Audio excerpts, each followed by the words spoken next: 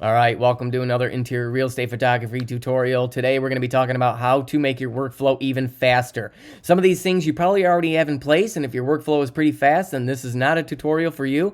But I suggest you stick around because you probably have not heard of some of these tips that I'm about to show you. I've been doing this for 6 years, and I just found this out like 2 days ago doing some research. So I decided to upgrade my MacBook. You know, when you start getting into doing 3 or 4 listings every day, you're going to need to be able to crank these out. You know, you're not going to want to spend an hour on a listing. That's 3 to 4 hours extra of editing time that you just can't do. And you're probably thinking, well, I'm just going to outsource my stuff. Well, then you lose control of that, and you're going to have to wait till you get your stuff back from the editor. And I know a lot of people still have to edit their images after they get them back. So that's not what I'm talking about today. I'm talking about being efficient as possible with your own workflow. That way you're in 100% control. And I'm telling you right now, the system that I put in place, I cranked out. I did 4 listings yesterday. I got home at 6:30. I backed everything up, ate dinner, and I was completely done with all 4 of those by like 8:30 at night. So it's like 2 hours. I did 4 listings. So what is that, like a half an hour per listing? That's way faster than I was. I would have been up till 1 or 2 in the morning with my other MacBook. So with that being said, if you're still running like an i9 processor with the old Intel stuff, I suggest just invest the money. I bought a used MacBook Pro M1 Max with 64 gigs of RAM and 1 terabyte SSD, the 14-inch model, for like $1,700. I don't even think, actually, no, it was set $1,500. So that's something to consider. If you already have a fast MacBook, then if you're a Windows person, then just get the fastest Windows. I'm not familiar with that at all. But the other thing that I noticed was it still wasn't zippy enough for me when you go into, so let's go into Lightroom. We're going to merge this one. I'm going to show you how I did this shot. We're going to move this one and this one into Photoshop. And you know how a lot of times, like after you flatten the image and then save it back into Lightroom, it saves it as a TIFF file? Well, you don't really need TIFF files for real estate photography. I mean, they're too big. You don't really need them. So here's the first trick that I actually just found this out the other day. You come up into Lightroom and click on Lightroom and come over to Preferences. And then you're going to see by default right here where it says on External Editing, File Format, it's going to be default TIFF. Come over here, just click on that and change it to PSD. That's going to make it a Photoshop file, I believe that is. It can be less efficient than TIFF with respect to metadata updates. Who cares? When saving from Photoshop, please be sure to use the maximize compatibility option in Photoshop. Failure to do result images that can not be read by the. Okay. But anyway, it'll work. And then obviously your depth width. I just leave it on 16-bit. I really don't know the difference between that. Resolution 240. Everything else is default. I just leave it there. I just changed the file format to PSD. It was a lot faster. And remember, I'm screen recording this. So it might be a little slower than what you're going to experience. So anyway, this is an ambient shot of this cabin. And again, we all know that you can't just bounce a flash off the wood ceiling, and especially with wood everywhere. It's going to make color cast orange. That'll bake it into this, your furniture and the floor and whatever. So I use my trusty, I don't know if you can see this in my little tiny webcam screen, but I use my 8200 with a neck strap, just holding it like this, and I'm just firing this into the room, literally just holding it way up above my head, pointed up, because when I pointed it down, it was too bright. I'm actually shooting in TTL, because that makes my workflow even faster, by the way, if you want to try that. So we'll get into, play around on site, get an umbrella. I just hold the 8200 and fire it up as if I'm standing in the rain, but holding it way up above my head, okay? And that's how I got this shot. So you can see that I'm not too concerned about shadows here. There isn't really a whole lot of ungodly shadows, that you need. I'm curious. What I want to look for on site is to make sure my windows are exposed and there's no shadows around the window frames or the beams, or there's nothing. Like if there's a big shadow coming across here, then obviously we'd have to realign or move our umbrella to shoot it differently. Same with here. This beam could have been a problem. especially if you're firing straight into the room, then you could have created a big shadow. So watch this. I'm just going to command right click, edit in, open as layers in Photoshop. I'm not going to edit this video as far as, cutting this out. Look at how fast that loaded these up. And there, now we're ready to edit. My other computer, I had to go in and edit, and it was like a 10-second window that I had to clip all my videos on because everybody's asking me, man, your computer seems fast. Well, I edited that. I edit that time out, otherwise the tutorial would be like 2 hours long. Anyway, all right, so ambient layer on top. Here we are. We can do the trusty opacity. Drop that down. Although I don't like to do that a lot of times because you do have these shadows that are not supposed to be there.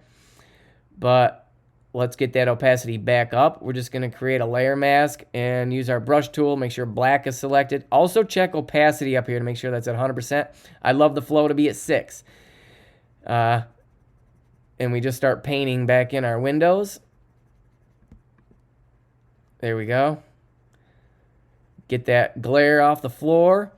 And I'm also going to show you, so stay tuned for this. This is not really a how to edit tutorial, but we're going to do it anyway just so you can see the results. Because you walk into a situation like this, if you're not really used to shooting dark wooded walls and ceilings, especially cathedral ceilings can even be even tougher,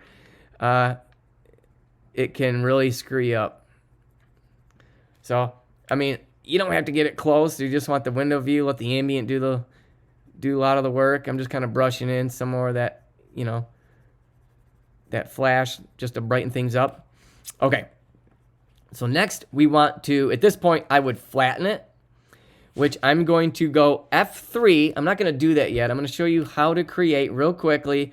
If you don't see your actions window, you're going to come up here to window and then actions. And then you are going to click this plus sign. We're going to name it. You can type in flatten or whatever you want to call it, and then hit record, and then go through your motions. Actually, before you do that, you're going to do function key. You're going to choose whether or not you want it to be an F1, F2, F3, and just remember all these, because I got like 3 or 4 functions now that I have to remember which is which. So you could make a little sticky note and write it down and say, oh, F1 is flatten, or F2 is layers align, all that stuff, until you get the workflow where you remember it all. So I'm just going to, and then you would hit record, and then you go through the motions to do it, like I'm going to show you here. And then you come up here and just stop the record, and then every time you go to function, or on a MacBook, it's function F1. I don't know what it is for Windows, but you get the point. So using function keys is going to be way faster. I'm going to cancel this because I'm not going to do this. We'll close that out. So all I have to do is go function F3. It flattens it, as you can see right here on the screen. And then the other action I like to do is where you would duplicate a layer. All right, so we're going to do that. I'm going to Command J to duplicate this layer. And then we're going to come up here to filter, blur, average. And then we're going to use a, what is it? Let me find it. Can't think about what it's called. Curves adjustment layer, and using the middle eyedropper, and then just click in the screen and then toggle off that middle layer that we just duplicated right there. And so we toggle that on and off. You can see how that gets rid of that color cast. What it's doing is it's giving your image a complete neutral gray look. And you can see what it actually did. It pulled down the reds and bumped the blues to give you so in your by looking at it, it might have pulled it to a little, and it actually, did it do something with the greens? I think it pulled the greens down a little bit. If it seemed like it did it too much for your own personal taste, because sometimes color cast is a natural look in the, you have sunlight coming in, wood grain is going to cause natural color casts as you would see it on site. It's not like your eyes can take a lot of that color cast out naturally. So a lot of times your camera's not going to be able to do as good as what God gave you with your natural eyes. But my point with that being said is you can drop the opacity down and still have a nice effect. See how it's like really bow and bam in your face orange?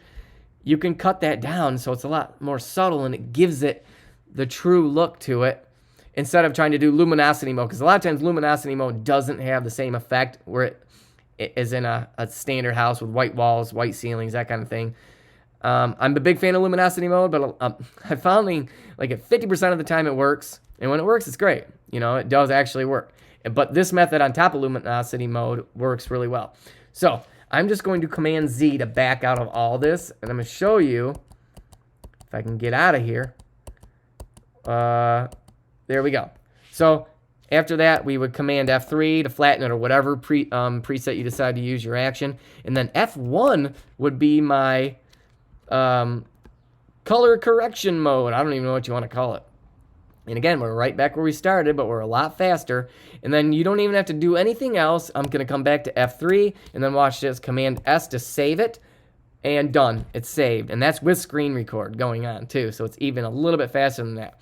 And then I would come up here to Final Bump and hit my Final Bump. And again, this is all just creating a preset. Again, making your workflow faster, creating presets. Let's see. And I like to just bump the exposure up just a little bit. And sometimes, well, this preset, I forgot when I built it to put the verticals in. And again, I have to go back through. There you go. I would flag it. I hit the little squiggly line slash on the top of the keyboard under escape on a MacBook. And that flags it. So in the end, I just come over here. When I'm done editing all images, I come over here and click on flagged. And that gives me all my flagged images. I highlight them all, right click, and export. And I'm on to the next listing. Just boom, boom, boom, just like that. That's how fast it rolls. So, again, if you have any questions, if you have any tips, a lot of you have been emailing me on suggestions for videos on stuff like this, on how to make workflows faster because, you know, not only being faster on site, again, this is what I'm doing on site. I have this 8200 around my neck. I have the wireless trigger on my hip, but a lot of times I'm not even using that. I'm just adjusting my shutter for the ambient. I'm still flashing, making sure that I'm not, I'm on TTL. I'm making sure that I'm not flashing to where I'm creating shadows because if you burn a shadow in, unwanted shadow in your ambient layer, now you're stuck. You know, you can't get rid of it. But I'm just doing TTL. I hit my shutter, I take my photo, and then I ratchet that shutter speed up to where I can see a nice clean window view and then pop the flash off again. TTL has been doing a really awesome job of that. Just I don't have to adjust flash settings. It's just doing it all for me. And then I move to the next shot. And this is basically what I did. It took me a little longer on this shoot because I had to get the umbrella opened up, hold it above my head. But it was just 2 images to create this. And you can see that it's really nice and clean. We got correct color. Nice window pulls, you know, not the fake, too harsh window pull. But anyway, all the stuff that I have that I use is in the description below. Again, leave me a comment if any of this helped you. I love feedback. I answer every single comment. So thanks for watching, guys. We'll see you in the next video. Bye-bye.